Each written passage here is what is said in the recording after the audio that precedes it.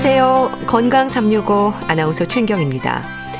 여름철 땀이 많아지는 건 당연한 일이죠. 기온이 오를수록 또 습도까지 높아지는 후텁지근한 날씨에서는 땀이 더 많아지기도 합니다.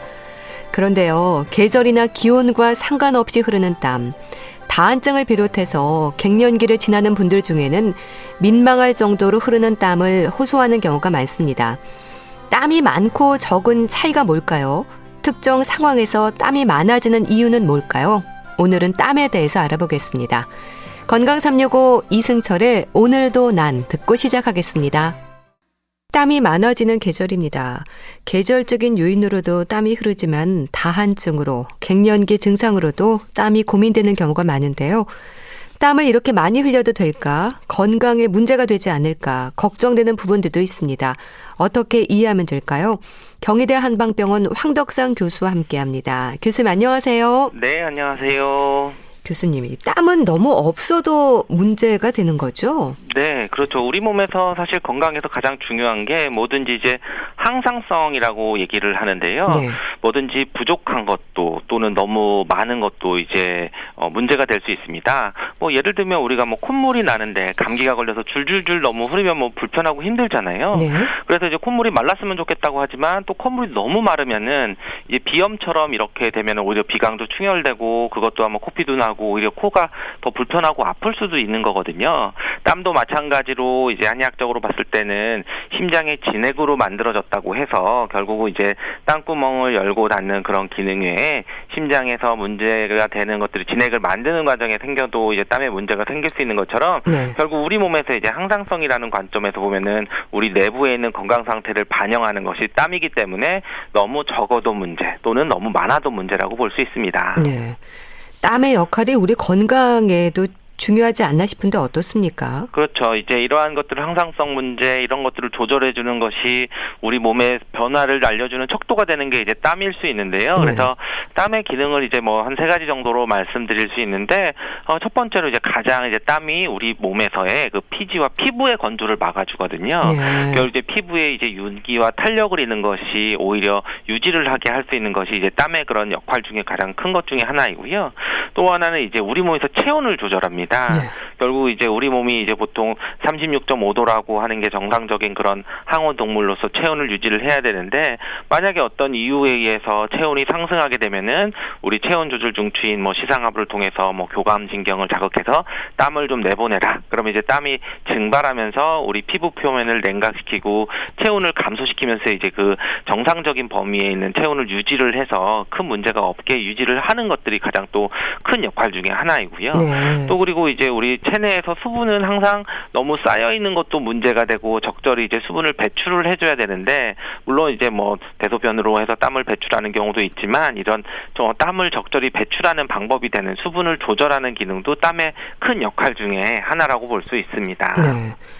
그럼 적당한 땀이라는 게 있는 건가요? 땀이 많은 사람도 있고 땀이 적은 사람도 있지 않습니까? 그렇죠. 이게 사실은 적당하다는 게 굉장히 이제 주관적인 거고 그리고 땀과 관련되는 질환을 뭐 객관적으로 내 사람의 전체적인 땀을 측정할 수 있는 객관적인 방법이 거의 어렵죠. 그렇기 때문에 실제로 이제 주관적으로 이제 볼 수밖에 없는 거고 그랬을 때 이제 우리 일상생활에서 큰 문제가 있느냐 없느냐 내가 뭐 어떤 불편함이 느끼는 게 있느냐 없느냐로 판단을 하실 수밖에 없습니다. 네. 그래서 뭐 체질적으로 뭐 에너지 대사도 낮고 또는 이제 발환을 통해서 체온을 조절할 필요가 없이 이제 적정 체중의 그 체온에 있는 생활을 하면은 네. 당연히 땀을 적게 흘리고 큰 문제가 없게 되죠. 그렇지만 이제 땀을 내야 되는 그런 좀 더운 환경인데도 땀을 못 낸다든지 또는 오히려 땀이 안 나도 되는 시원한 환경일 때 땀이 나서 좀 혼자서 불편하다든지 하는 네. 것들이 다른 사람과 좀 비교를 했을 때 좀 심하다. 그리고 그런 걸로 인해서 어떤 일상생활이 좀 어려움이 있다라고 하면은 약간 병적인 그런 땀의 그런 문제로 볼 수 있습니다. 네. 그럼 건강에 영향을 미칠 수 있는 부분들 우선 땀이 어느 정도 없으면 이상을 감지해야 될까요? 네, 기본적으로 이제 뭐 아주 이상이라고 하면 땀이 없으면 무한증이라고도 하는데요. 사실 이제 뭐 크게 뭐 알려져 있지도 않고 사실 흔하지는 않은 건데 우리가 기본적으로 이제 땀은 조금씩은 나는 그런 이제 땀 발안이 감소증 뭐 이렇게 얘기를 할 수도 있지만 정말 이제 피부가 땀이 없는 메마른 사람들은 오히려 땀이 없어서 피부도 뭐 건조하고 오히려 자주 긁게 되고 또는 그것 때문에 이제 뭐 각질이 생기거나 이런 문제가 생기는 것들이 있을 수 있고요. 또 이제 이런 심한 분들은 땀이 체온 조절을 하는데 큰 역할을 한다고 말씀을 드렸는데 또 이런 체온 조절이 적절하게 되지 않기 때문에 뭐 항상 더위도 심하게 타고 오히려 뭐 일사병이나 이런 그런 열에 관련되는 그런 병에 노출이 좀 되기 쉬운 부분들이 있는데요. 이런 것들은 어떤 뭐 흔하게 있는 거는 아니지만 어떤 다른 질환으로 우리가 뭐 중추신경계 이상이라든지 또는 뭐 당뇨나 또는 뭐 다른 혈압 강화제나 뭐 아토피나 또는 신부전증 등 다른 질환들이 있을 때 이렇게 무한증이 나타날 수가 있기 때문에 이런 경우는 이제 무한증 땀이 안 난다는 것만 보시는 것보다 다른 원인되는 원인들을 찾고 진료를 보시는 게 좋습니다. 네. 그럼 그 원인을 이제 질환으로 볼 때 여러 가지가 있다고 하셨는데 좀 구체적으로 알려주세요. 네, 기본적으로 우리가 무한증일 때 체온 조절이 어렵고 하기 때문에 굉장히 좀 심각한 문제가 좀 올 수도 있거든요. 오히려 체온이 올라갈 수도 있어서. 근데 이제 이런 것들이 이제 심하게 나타나는 것들은 보통 이제 신경 손상이 광범위하게 나타나는 그런 피부 질환일 경우에 올 수도 있고요. 또는 뭐 당뇨병이 좀 아주 심하거나 뭐 또 그래서 저혈압이나 신경염이 좀 동반이 됐을 때도 그렇게 되고 또는 뭐 이제 완전히 이제 피부 쪽으로 문제가 많이 생겨서 피부가 아주 각질이 생기거나 뭐 건조하게 돼서 여러 가지 이런 문제들이 좀 생겼을 때 올 수 있어서 일반적인 그런 약한 정도의 그런 질병보다는 뭔가 좀 중증 이상의 그런 질환들이 동반되는 경우에 무한증이 올 수가 있습니다. 그럼 땀이 너무 없을 때 있을 수 있는 증상들이 있는 걸까요? 그러니까 노폐물이 좀 빠져나가지 못한다는 생각에서 사우나에서 의도적으로 땀을 흘리는 분들도 계시던데 이렇게 자연 생성되는 땀하고 의도적으로 내는 땀은 좀 다르지 않을까 싶기도 한데요. 네, 그렇죠. 물론 이제 땀을 흘리는 환경이 다른 거지 사실 이제 이랬을 때 땀의 성분이 다르지는 않습니다.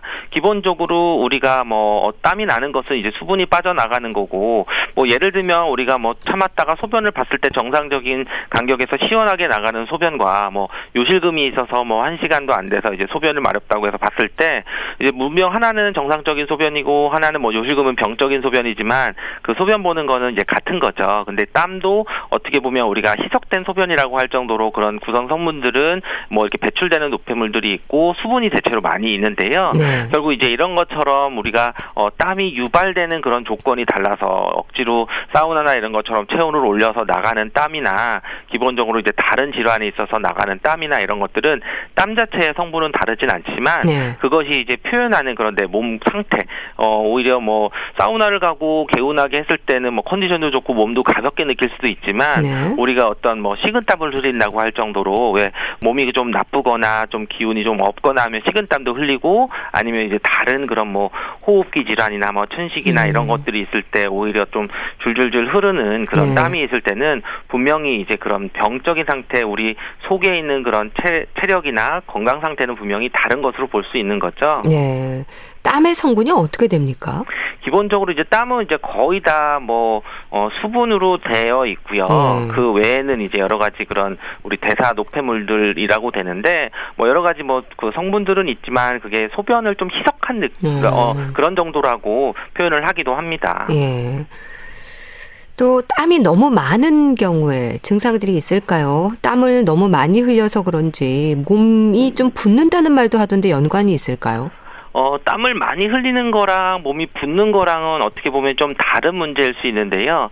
왜냐하면 기본적으로 땀을 많이 흘리면은 그 체액의 수분을 뺏기는 거 상태이고 몸을 붓는다는 것은 체의 수분이 빠져나가지 못하고 정체되는 거기 때문에 좀 다를 수 있는데 만약에 이제 이게 두 가지가 같이 나타난다고 하면은 만약에 이제 잘 붓는 질환이 이제 신장 질환 같은 경우에 이제 좀 심각한 그런 질환이 있을 때 오히려 기운도 빠지면서 체력이 좀 힘들어서 흘려서 흘리는 아마 식은땀이나 이런 것 쪽일 수 있습니다. 그래서 만약에 땀이 나면 많이 나면서 붓는 게 같이 나면은 네. 이건 뭐 생리적인 거가 아니라 오히려 뭔가 정말 수분 대사가 원활하지 못한 다른 질환이 있는 것으로 보고 네. 이 병리적인 땀일 가능성이 가장 많은 거고요.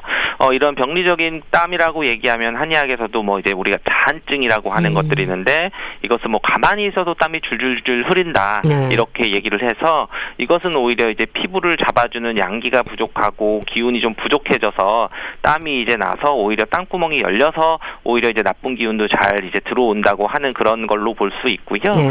또 이제 도안증이라 그래서 이제 밤에 자는 동안 이제 도둑처럼 몰래 이제 뭐 온다 뭐 이런 건데 특히 이제 아이들 같은 경우에 오히려 신장 기능도 약하고 속에 이제 열도 좀 많을 경우에 오히려 그럴 때는 이제 도안증처럼 나타날 수도 있게 되는 거고요. 네. 그리고 이제 이게 심하면은 땀을 너무 많이 흘리게 돼서 망향증이라고 하는데 오히려 이거는 정말 탈수증에 가까운 정도의 그런 기운도 없고 정말 정신도 혼미해질 수 있을 정도로 좀 문제가 되는 땀이 있기 때문에 오히려 이제 땀을 생각할 때는 오히려 이제 탈수 증상, 우리 땀을 많이 흘렸을 때 문제들을 좀 같이 고려를 하셔야 됩니다. 네. 그럼 기력이 너무 없어서 땀이 나는 건가요? 땀을 너무 많이 흘려서 기력이 없어지는 건가요? 기본적으로 이제 땀이 우리가 심장에 뭐 양기가 되는 진액이라고 할 정도로 어떻게 보면 이제 땀이 나는 거는 뭐 피와 비슷하게 또 얘기를 하기도 하거든요. 네.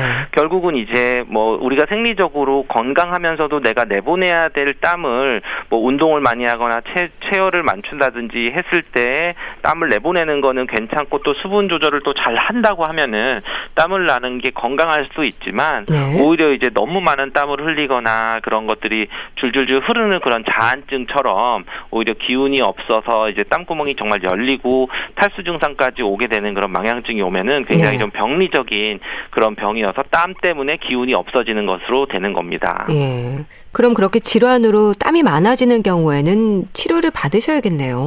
그렇죠. 이제 특히 이제 땀이 너무 많아서 일상생활이 힘들 경우에는 뭐 다한증 여부를 이제 보셔야 되는데 물론 이제 그런 다한증이라는 게 이제 원발성 국소 다한증이 이제 가장 흔하게 나타나는 거지만 네. 만약에 전신적으로 이제 다한증이 많이 나타나고 땀이 잘 조절이 안 되면은 어떤 질환들을 원인들이 오는 경우가 있습니다. 그럴 때는 결핵이라든지 뭐 당뇨병이라든지 갑상선 기능 항진증이라든지 종양이라든지 또는 뇌졸중 같은 경우 또는 말초신경 손상으로 해서 뭐 척추 손상이 있거나 그럴 때 자율신경 기능이 좀 장애가 오면서 발한증이 올 수가 있는 그런 다한증이 오는데요. 네. 이럴 때는 그냥 땀만 관리하면 되는 게 아니라 원인이 되는 그런 질환들을 꼭 같이 관리를 하셔야지 이런 다한증 증상이 개선될 수 있습니다. 네.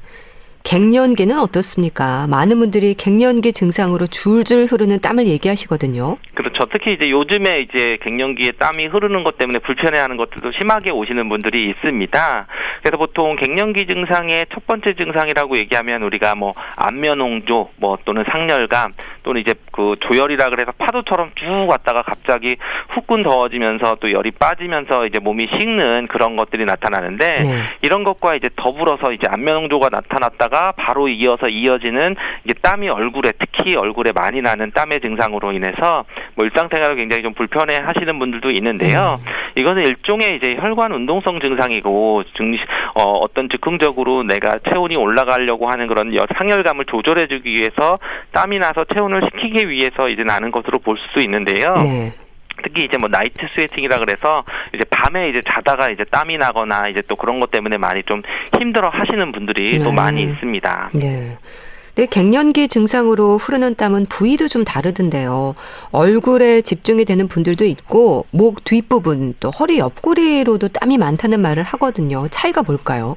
네, 그렇죠. 아무래도 이제 가장 흔하게는 이제 얼굴 쪽으로 땀이 많이 나서 이제 목으로 이제 흐르거나 이런 증상들이 많이 나타나시게 되고요. 그리고 이제 물론 다른 부위에 나타나는 것은 뭐 어떻게 보면 이제 약간 부위별로 비만이 있다든지 또는 국소적으로 또 뭐 혈액순환이 잘 안 되다든지 네. 또는 뭐 다른 질환이 있을 때 오히려 좀 그렇게 다른 부위에 좀 나타날 수가 있는 거고요.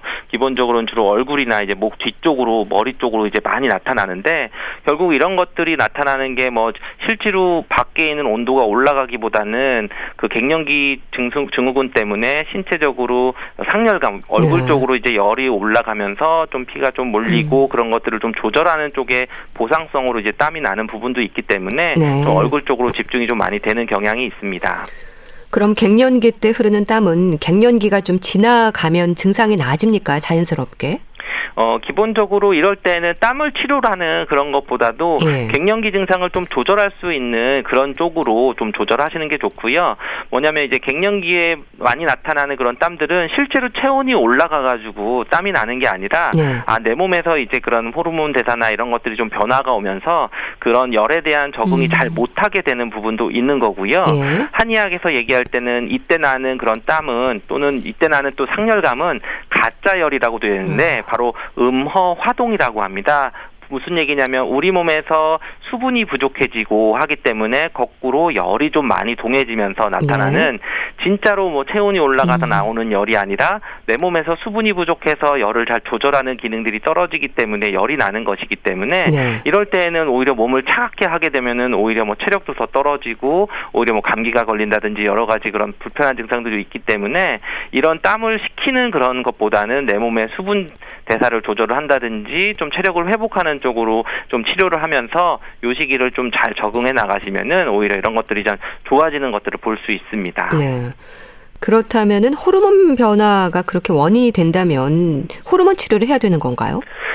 기본적으로는 이제 호르몬과 직접적으로 이제 갱년기 증상의 원인으로 볼 수 있는데, 물론 모든 분들이 이제 호르몬 치료를 해야 되는 것은 아니고요. 물론 이제 증상이 심하거나 이런 것들이 다른 어떤 비호르몬적인 치료를 했을 때, 뭐 개선이 안 되면은 호르몬 치료를 고려를 할 수 있습니다.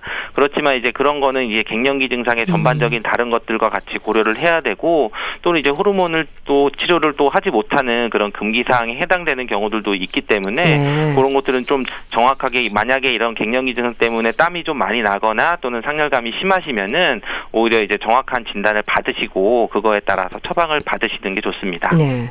이 갱년기가 길게는 10년 간다는 분들도 있잖아요. 그렇게 시도 때도 없이 땀을 많이 흘리면 다른 건강상의 위험은 없습니까?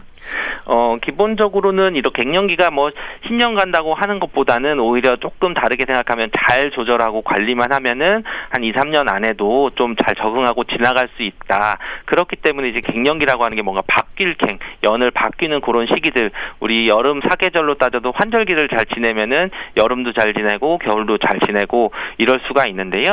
결국 이렇게 갱년기 때문에 땀이 많이 나서 이제 뭐 다른 그런 질환들이 생기는 것보다는 우리가 기본적으로 이렇게 땀이 날 수 있는 음허화동 증상이라고 하는 부분들이 좀 있어서 그런 건강적인 문제, 피부도 건조해지고 뭐 관절이나 뭐 근육통이나 이런 것들도 많이 오게 되고, 또는 뭐 혈압이 오른다든지 뭐 고지혈증이나 이런 것들이 여러 가지 생길 수가 있는데, 이런 것은 이제 단순히 뭐 땀이 나가는 수분으로만 설명하는 게 아니라 여러 가지 전반적인 건강 상태를 개선하는 것들을 좀 봐야 됩니다. 또 체질적으로 열이 많은 분들도 땀을 많이 흘리지 않습니까? 한겨울을 제외하고는 모든 계절에서 땀으로 고생을 하시더라고요. 그렇죠. 기본적으로 우리가 체질적으로 사상체질하면은 소양인들이 뭐 열이 많으니까 오히려 소양인들은 또 땀을 많이 흘리고 더 힘들까 이런 얘기를 하는데 사실 꼭 그런 거는 아니고요.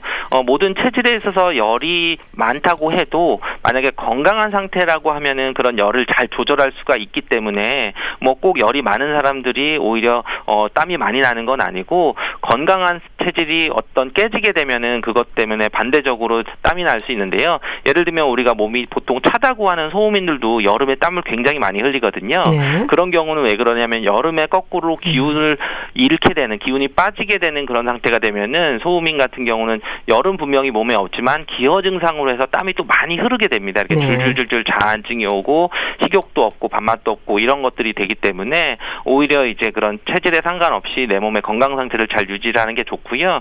그리고 또 갱년기 증상 때문에 오시는 분들은 외부의 온도와 무관하게 또 땀을 흘리거든요. 뭐 여름이라서 더 많이 나다 그러는 게 아니라 뭐 한겨울에도 막 혼자서 이렇게 막 땀을 내고 있고, 그것 때문에 몸에 오히려 감기도 잘 걸립니다. 예를 들면 우리가 자다가도 훅분 달아오르니까 덥다고 해서 창문 조금 열어놓고 잠들면은 이제 오히려 그것 때문에 감기 걸려서 오히려 더 여러 가지 문제가 생기는데요. 네. 결국 어떤 계절적인 것보다는 본인의 그런 건강 상태 또는 그런 시기적으로 나이적으로 오는 그런 뭐 갱년기라든지 이런 것들을 조절하고 건강 상태를 유지를 하면은 뭐 계절에 무관하게 땀에서 좀 안전하게 좀 될 수 있습니다. 네. 또 다한증으로 인한 땀의 경우에는 일상에 불편이 큰데요. 어떻게 이해하면 될까요? 네, 우리가 뭐 다한증 증상들을 뭐 진단을 받는다고 하면은 대체로 이제 몇 가지 그런 특징적인 증상이 있는데요. 보통 이제 다한증이 뭐 25세 미만으로 시작이 되어 있거나 또 이제 약간 가족력이 있거나 그러면서 땀이 좀 많이 나고 또 땀이 나는 부위들이 뭐 손발이나 뭐 겨드랑이 또 이렇게 국소적으로 나야 되고 또 양측이 이제 대칭적으로 이제 땀이 나는 특성이 있고요. 네. 그래서 이게 일주일에 뭐 1회 이상이나 또는 뭐 밤에 또 잠을 자면 또 땀이 나지 않는 경우들이 있으면 이런 거에서 한 2가지 이상 정도 6개월 이상 지속되면 다한증을 의심할 수 있다고 얘기를 하는데요. 네. 결국 우리가 생리적으로 땀이 나는 것은 뭐 체온이나 뭐 온도나 또는 과로나 이런 거에 따라서 땀이 날 수 있는데 그것과 다르게 지금 말씀드린 거로 몇 가지 특징들을 본다면은 다한증으로 좀 생각을 하고 만약에 그것이 그 다한증 때문에 일상생활이 좀 많이 힘들거나 지장을 받는다고 하면은 어떤 병원에 방문하셔서 정확한 진단을 받고 적절하게 치료를 받으시는 게 좋습니다. 네. 근데 젊은 사람들에게도 다한증이 많은데요. 원인이 뭘까요? 네, 아무래도 이제 다한증이 땀 분비에 여러 가지 그런 영향을 주는 센시한 요인 중에서 예. 나이가 이제 연관이 많고 당연히 뭐 젊은 사람들이 당연히 땀 분비가 많은데 이런 것은 당연히 이제 대사량이나 이런 것들 또는 열을 내는 그런 것들이 훨씬 더 많기 때문에 네. 체온을 유지하기 위해서 젊은 사람들이 더 기초 체온이 높을 수가 있어서 오히려 그걸 조절하는데 땀이 낼 수도 있고 또 이제 성별 간에서도 남성들이 오히려 여성들보다도 오히려 이제 다한증 증상들이 많고요. 네. 그리고 또 기후에 적응되다 보니까 뭐 고온 단습 환경에 좀 오래 노출된 사람들이 뭐 땀샘도 크기도 많고 분비량도 많게 되고 그리고 이제 오히려 스트레스나 또는 식이 매운 음식들을 또 많이 먹는 거나 그랬을 때 다한증들이 좀 많이 생길 수가 있어서 여러 가지 몇 가지 땀을 그럼 많이 분비시킬 수 있는 원인들이 여러 가지가 있습니다. 네. 참 땀이 주는 불편이 큰데요. 원인과 증상에 따라서 치료는 달라지겠죠? 그렇죠. 뭐 다한증의 어떤 특정 질환들이 있어서 오게 되면 그 질환들을 치료하는 것이 맞는 거고요. 그런 특정 질환이 없이 오는 본태성 뭐 다한증이라 그래서 원인이 없는 경우들은 다른 쪽으로 이제 어떤 증상들을 좀 살펴봐야 되는데요. 네.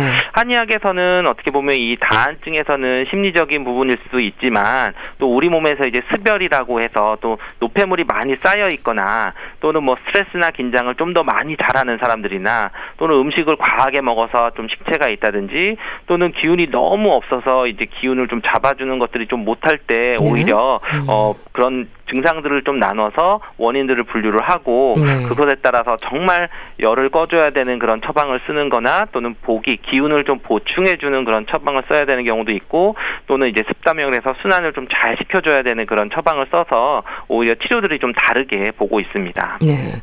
침 치료는 어떤 효과를 기대하는 걸까요?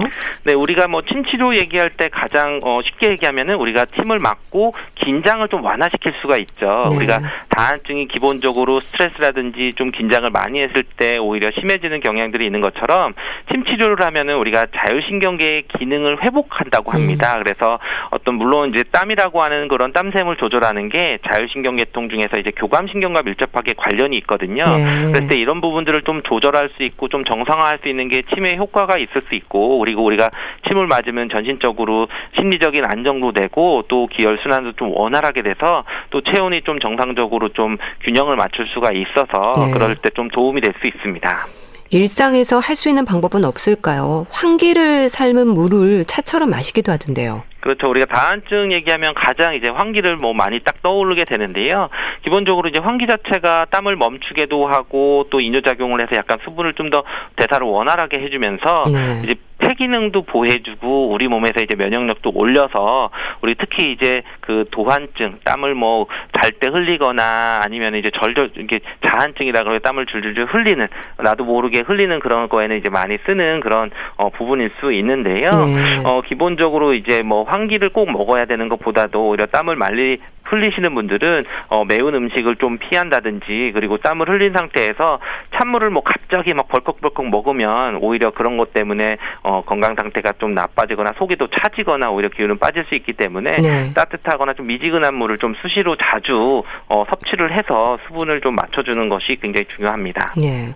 그럼 생활에서 땀을 좀 조절하기 위한 방법 조언을 해주시면 좋겠어요. 네, 아무래도 이제 일상생활에서 관리가 뭐 다른 치료보다도 훨씬 중요한데, 첫 번째로 이제 통풍이 잘 되는 그런 시원한 그런 옷을 좀 잘 입는 것도 중요하고, 네. 그리고 이제 땀으로 인해서 생길 수 있는 여러 가지 피부 건조하거나 또는 피부 질환들이 유발될 수 있기 때문에 평소에 자주 이제 샤워를 해준다든지, 특히 이제 겨드랑이나 살이 겹치는 부분들에 잘 건조를 하거나 관리를 잘 해주는 그런 것들이 중요하고요. 네. 그리고 이제 일상적으로는 이제 과도한 지방 체중 조절을 좀 하는 것들이 아무래도 중요하기 때문에 체중 조절을 잘할 수 있는 너무 고칼로리, 고지방 음식들 이런 것들은 좀 피하시는 게 좋고, 그리고 이제 우리가 녹황색 채소나 과일 섭취는 당연히 뭐 강조를 해서 네. 여름철이 되면은 또 제철 과일들로 좀 많이 먹게 되는 거고, 그리고 마지막으로 우리가 스트레스를 받지 않고 휴식을 좀 충분히 취해주는 그런 것들을 하는 것이 오히려 평소에 이런 다한증들을 개선시킬 수 있는 방법이 됩니다. 네, 알겠습니다.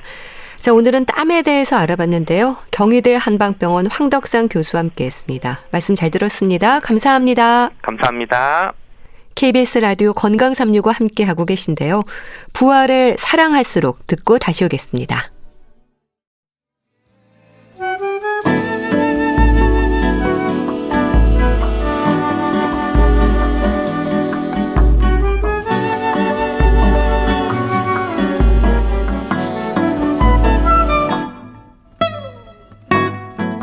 건강한 하루의 시작.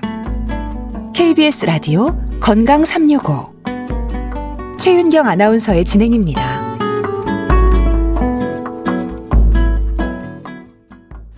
KBS 라디오 건강 365 함께하고 계십니다. 주말의 건강책 정보 북컬럼니스트 홍순철 씨와 함께합니다. 안녕하세요. 네, 안녕하세요. 오늘은 어떤 책을 들고 오셨어요? 예, 어느 날 죽음이 만나자고 했다.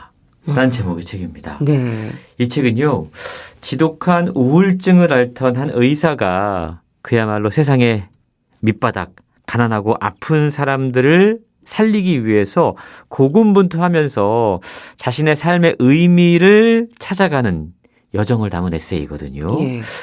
의사 그러면 우리가 갖고 있는 몇 가지 선입견들이 있어요. 뭐 돈 잘 번다, 네. 뭐 직업적으로도 뭐 안정감이 있다. 그런데 이 책의 저자인 정상훈 씨는 돈 잘 버는 의사보다 세상을 고치는 의사가 되고 싶었다고 그럽니다. 네. 그리고 그런 결심을 가지고 정말로 치열하게 열심히 살아왔어요. 병원에서 있는 것뿐만 아니고 밖으로 나와서 세상을 고치기 위해서 다양한 활동들을 했는데요. 그러다가 어느 날 갑자기 그에게 우울증이라는 병이 찾아온 거죠. 2년 정도의 치료를 거쳤다고 그럽니다. 네. 그러면서 우울증에서 심각한 상황에선 점차 회복되었지만 그의 머릿속에 떠나지 않는 질문이 있었다고 그래요. 인생은 살만한 가치가 있는가? 네. 이 질문이 계속해서 자신의 머릿속을 맴돌았고 삶의 이유를 찾지 못한 채 책의 제목처럼 죽음이 자꾸만 만나자고 했던 거죠. 그러다가 그는 국경 없는 의사회 해외 구호 활동가가 됩니다. 네. 그리고 지구 반대편 그야말로 죽음이 만연한 곳들을 찾아가요.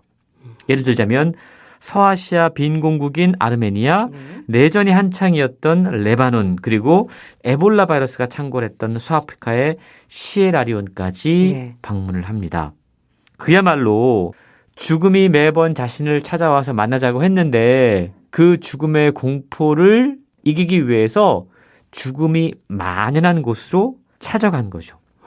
그곳에서 삶의 이유를 찾아냈다라고 저자는 고백하고 있는데요. 네. 죽기로 결심했던 의사가 간절히 살리고 싶었던 순간들, 그 사람들을 만나고 경험한 이야기들을 담담하게 적어 내려가고 있습니다. 네.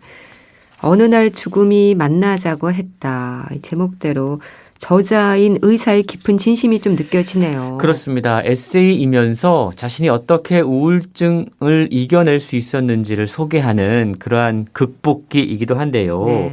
생사의 경계를 넘나들다가 한국인 최초의 에볼라 의사가 돼서 한국으로 다시 돌아왔습니다. 네. 그러면서 우리가 쉽게 마주하지 못하는 죽음의 세계를 아주 리얼하게 소개를 하고 있어요. 그가 방문했던 최빈곤국들은요. 길거리에 가면 쉽게 죽음을 마주한다고 그럽니다. 네. 너무나 죽음이 흔해서 공포나 슬픔도 느껴지지 않는다고 그래요. 그렇군요. 그런데 그런 만연한 죽음을 만나면 아이러니하게도 삶의 의지가 더욱더 강해졌다. 오히려. 라고 책을 통해 예. 고백하고 있는 거죠. 사실 저자를 향한 세상의 삐딱한 시선들이 좀 있었다고 책에 소개가 되고 있는데요. 이분이 서울대 의대 졸업했어요. 네. 정말로 뭔가 남들이 보기에는 엘리트 코스를 밟았던 분이셨던 거죠. 그런데도 그는 진료실에 앉아서 그냥 들어오는 환자만 진료하는 의사가 되고 싶지 않았다라고 고백을 합니다. 네. 30대 중반이던 2003년에 의료 취약계층을 지원하는 의료인 단체 행동하는 의사회를 스스로 조직을 했고요. 그 활동을 더욱더 열심히 하기 위해서 병원을 그만뒀다고 그럽니다. 네. 그런데 그 과정 가운데 저자는 정말로 극단적인 선택을 떠올렸을 정도로 극심한 우울증을 앓았다라고 고백하고 있는데요. 그가 분명히 아픈데 예. 우울증에 걸렸는데 사람들은 그를 향해 이렇게 이야기를 해요. 아니, 서울대 졸업한 의사가 우울증에 걸렸다고? 그랬군요. 세상이 마치 그를 향해 조롱하는 듯 느껴졌다라고 고백하고 있는데요. 네. 자기 자신도 아니 왜 내가 지금 이러한 상황을 지금 극복하지 못하는 거지? 자기 자신에 대해서 수없이 질문했다고 그럽니다. 예. 세상을 피해서 자기 안으로 깊이 침잠했던 거죠.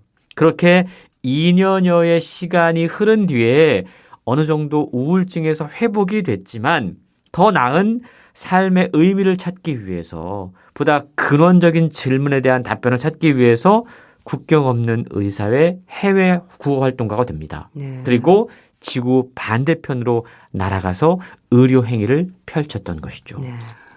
그러니까 죽음을 생각했고 그 속에서 또 삶의 의지가 더 강해졌음을 고백을 했는데 그래도 해외 구호 활동가로 살기까지 결국 쉽지만은 않았을 것 같습니다. 그렇습니다. 이 책을 펼치면요. 예. 제일 먼저 아들에게 보내는 편지로 편지로요. 시작을 해요.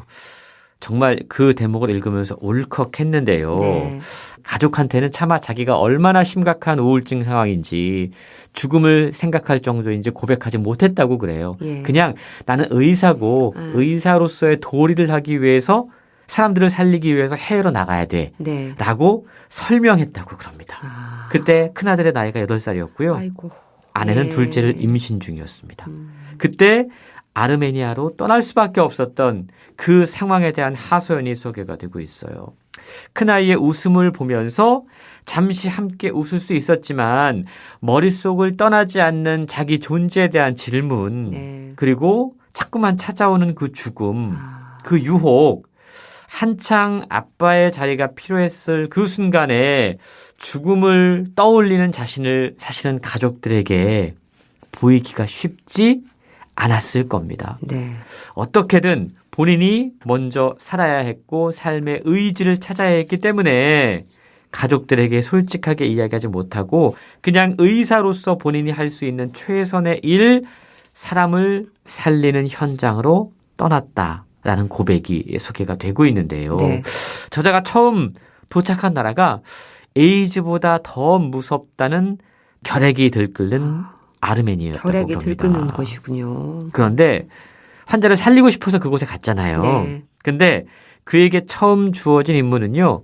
아이러니하게도 환자에게 치료 실패를 통보하는 것이었다고 치료 그래요. 실패를요? 와. 그러니까 구하고 싶었는데 예. 살리고 싶었는데 치료하고 싶었는데 그냥 더 이상은 안 돼요. 치료 실패라고 하는 말은요. 암 같은 위중한 병을 앓고 있어서 치료 효과가 없는 환자들의 치료를 중지하는 선언을 의미하거든요. 예. 의료 자원 자체가 부족한 가난한 나라였기 때문에 살릴 수 있음에도 불구하고 뭐가 약도 없고 아무것도 없어서 네.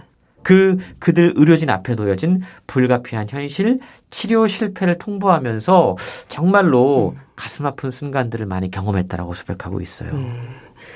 참 그때 저자의 마음이 얼마나 복잡하고 절실했을지 느껴집니다. 그러니까 사람을 살리는 일을 하고 싶었던 마음과는 달리 치료 실패를 알려야 하는 상황들과 마주한 거잖아요. 그렇습니다. 그러면서 자신이 지금 왜 여기에 있는지, 정말 죽음과 마주하는 것이 두려워서 이곳에 왔는데 수많은 죽음들을 목격하면서 나는 지금 어떤 생각을 하고 있는지 스스로에게 질문했다고 그래요. 네. 자신에게 찾아온 죽음의 공포를 피해서 아르메니아에 왔는데 그는 세상 밑바닥의 죽음을 경험하고 있었던 거죠. 치료 중단, 치료 실패와 싸우면서 삶과 죽음의 경계를 넘나드는 환자들을 그럼에도 불구하고 뭔가 좀 살리기 위해서 예. 고군분투했다고 그럽니다. 그러면서 그가 마주했던 건 죽음의 민낯이었어요. 죽음이라는 가면을 쓴 불평등한 세계. 거기에 대해 분노할 수밖에 없었다고 그럽니다. 네. 아르메니아 이후에 그가 찾아갔던 곳이 레바논이었는데요. 총알이 떨어질 때까지 총격전을 벌이는 내전이 벌어지는 그 레바논의 상황. 레바논에서요. 더욱더 처참했다고 그럽니다. 지독한 위생 상태로 굶주리는 난민들, 그리고 고작 20kg밖에 되지 않는 12살 아이의 모습, 총탄이 몸을 관통한 환자들의 모습, 죽음 속을 뛰어다녔던 저자의 고민들이 책을 통해 묵직하게 다가오고 있고요. 네. 그리고 그가 마지막으로 향했던 곳이 죽음의 병이라고 불리는 에볼라 바이러스. 그것이 창궐한 아프리카의 서쪽 끝 시에라리온이었습니다. 이 병은요, 치사율이 90%까지 치솟는다고 그래요. 지금도 백신도 치료약도 없는 상황이라고 그럽니다. 네. 저자는 자신에게 그냥 의지하는 사람들을 보면서 자신의 내면에서 들려오는 이 사람들을 살리고 싶다, 제발, 그런 외침들을 들었다고 그럽니다. 네. 누군가를 살리고 싶다라는 생각이 들 무렵 한때 죽음으로 가득했던 그의 마음은요, 끊임없이 환자를 살리고 그들을 정말 살려서 함께 살아가야 하는 이유들을 하나둘씩 찾아내고 있었다. 자신이 살아가야 할 이유들을 하나둘씩 찾아내고 있었다라고 고백하고 있는 겁니다. 네.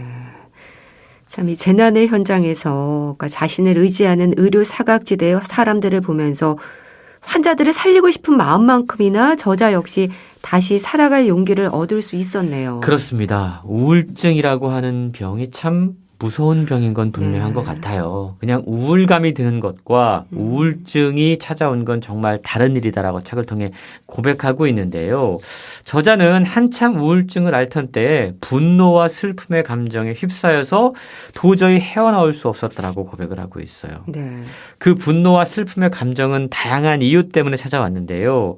사회 구조적 문제로 치료를 포기하고 거부하는 환자들을 보면서, 그리고 의료 시스템의 자원의 부족으로 치료에 실패한 환자들을 맞닥뜨리면서 분노하면서 깊은 무력감을 느끼고 눈물을 흘렸다라는 거죠. 이게 해외의 상황이 아니라 우리나라에서 활동가로 활약을 하면서 이런 상황들 때문에 분노하고 슬퍼하고 그러다가 결국은 우울증에 걸리고 말았다라는 겁니다. 다양한 아픔의 얼굴들을 가슴에 묻고 난 이후에 그는 정말 얄궂은 운명 앞에, 어쩔 수 없다던 현실 앞에, 그리고 죽음이라는 공포 앞에 비로소 당당하게 설 수 있게 됐다라고 이야기를 하고 있어요. 네. 그러면서 그것이 그토록 그가 수많은 죽음을 목격하고 난 뒤에 찾아냈던, 그토록 찾고 싶었던 질문에 대한 답이었다라고 이야기를 하고 있는데요. 우울증이 언제 어떻게 발현되는가, 그 이유는 정말 다양한 것 같아요. 책에 보면 저자도 자신의 우울증의 발현 이유들을 찾아내요. 부모의 갈등으로 인해서 상처받았던 어린 시절을 떠올리기도 하고, 엄마의 기대로부터 도망치고 감정을 피했던 청년 시절을 떠올리기도 하고, 그리고 성장을 거부하면서 지내왔던 마음속의 어린아이가 조금씩 변해갔던 그 개인적인 이야기들을 고백하기도 합니다. 네. 이렇게 저자 자신의 우울증을 만나고 극복했던 이야기와 함께 저자가 세상을 치유했던 이야기들, 빈곤과 내전과 바이러스와의 사투를 벌였던 이야기들, 마치 한 편의 다큐멘터리를 보는 것 같은 느낌으로 책을 읽게 되는데요. 그러네요. 환자의 목숨을 구하기 위해 그는 떠났어요. 그런데 아픔을 마주하는 길고 긴 여정 가운데 결국 구원받은 사람은 자기 자신이었다라는 고백이 정말로 묵직하게 다가옵니다. 네. 참 이 아픔을 마주하는 긴 여정 속에서 구원받은 사람은 결국 자신이었다는 고백을 하기까지 얼마나 많은 아픔들을 경험했을까 짐작하게 되는데요. 참 우리 삶의 의미에 대해서도 많은 생각을 하게 하네요. 그렇습니다. 이 책은요, 읽을수록 정말 우리의 삶의 의미, 존재의 목적에 대한 질문들을 자꾸만 하게 돼요. 네. 죽음이 지천에 깔린 곳에서 죽음과 싸우면서 저자는 자신을 찾아왔던 죽음의 공포와 이별할 수 있었거든요. 그리고 긴 여정을 마치고 세상의 가장 밑바닥 삶과 죽음을 껴안은 그가 집으로 다시 돌아와서 삶의 이유를 찾았던 이야기들이 소개가 되고 있다는 거죠. 예. 지금 저자는 자신을 필요로 하는 방방곡곡을 다니면서 의료 현장에서 동네 의사로 예. 일하고 있는데요. 네. 책을 읽으면서 저는 그 왜 빅터 프랭클이 죽음의 수용소라는 책을 썼잖아요. 예. 그 책이 자꾸만 떠오르더라고요. 오스트리아 출신의 정신과 의사이면서 심리학자인 빅터 프랭클. 그는 정말 죽음의 현장에서 자기의 옆 사람이 함께 있었던 사람이 당장 수용소에서 끌려가는 수없는 장면들을 목격을 하면서 네. 그렇게 이야기합니다. 그 상황 가운데서도 누군가는 성자였고 누군가는 돼지였다. 어떤 의미냐면 똑같은 최악의 상황에서도 끝까지 인간의 존엄을 잃지 않고 노력한 사람들, 자기 자신에 대한 해석을 다르게 한 사람들은 끝까지 살아남았다라는 거죠. 인간 이하의 삶을 강요했던 나치 수용소에서 그는 다양한 인간 군상을 목도하면서 인간이란 어떤 존재인가라는 물음으로 삶을 통찰했고요. 지금 우리 의료 현장에서 많이 사용되는 로고테라피라고 하는 로고테라피. 심리치료 이론을 발전시켰습니다. 네. 저는 그런 면에서 보면 예. 오늘 소개해드린 어느 날 죽음이 만나자고 했다라고 하는 책과 빅터 프랑클이 쓴 죽음의 수용소에서라고 하는 책이 어느 정도 일맥상통하는 부분이 있다는 생각을 그러네요. 하게 되는데요. 삶의 의미, 존재의 목적, 이것이 결국 우리를 죽음의 순간에서 삶으로 다시 구원해낼 수 있다라고 이 두 권의 책을 통해서 우리는 그 사실을 발견할 수 있을 것 같습니다. 네. 삶의 의미와 존재의 목적이 결국 우리를 죽음에서 삶으로 인도할 수 있다. 경험으로 전하는 소중한 고백이 아닐까 싶습니다. 자, 어느 날 죽음이 만나자고 했다 소개해 주셨는데요. 북컬럼니스트 홍순철 씨와 함께했습니다. 감사합니다. 고맙습니다. 다비치의 거북이 보내드리면서 인사드릴게요. 건강365 아나운서 최인경이었습니다. 고맙습니다.